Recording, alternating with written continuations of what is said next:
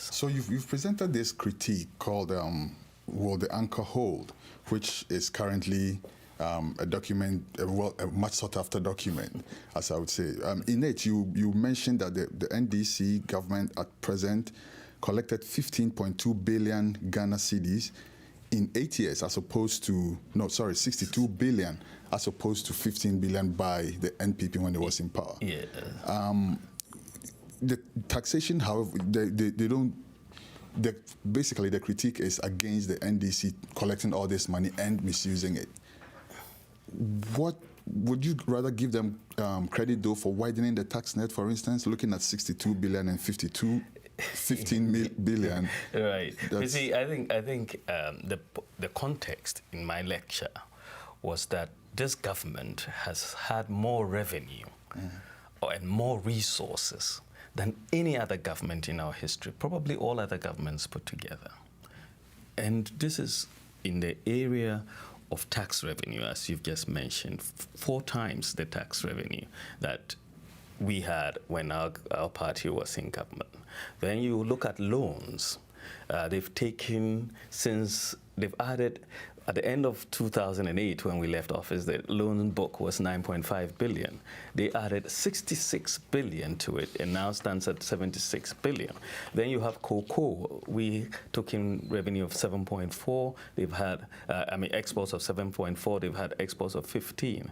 And then gold, exports of 9 billion. They've had 25 billion.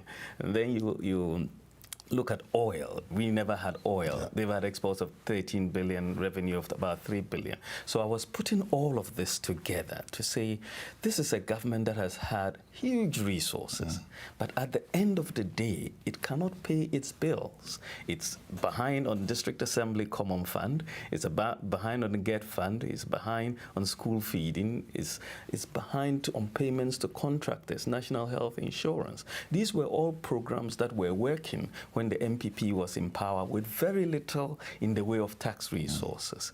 And now you've come with all of these resources 4 years after the production of oil, and then you are going for a bailout. And so we're saying there is mismanagement.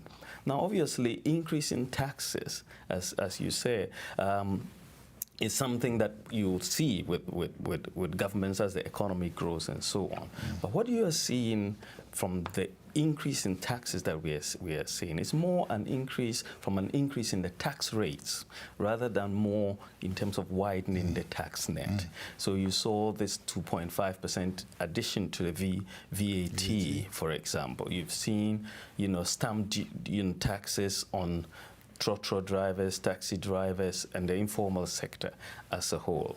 You go to the ports, special import levies. I mean, importers are crying, and it's there. The National Fiscal Stabilization Levy is there. Taxes on condoms, on cutlasses, because of the desperation for tax revenue, they actually implemented taxes on cutlasses, the agricultural inputs, and condoms.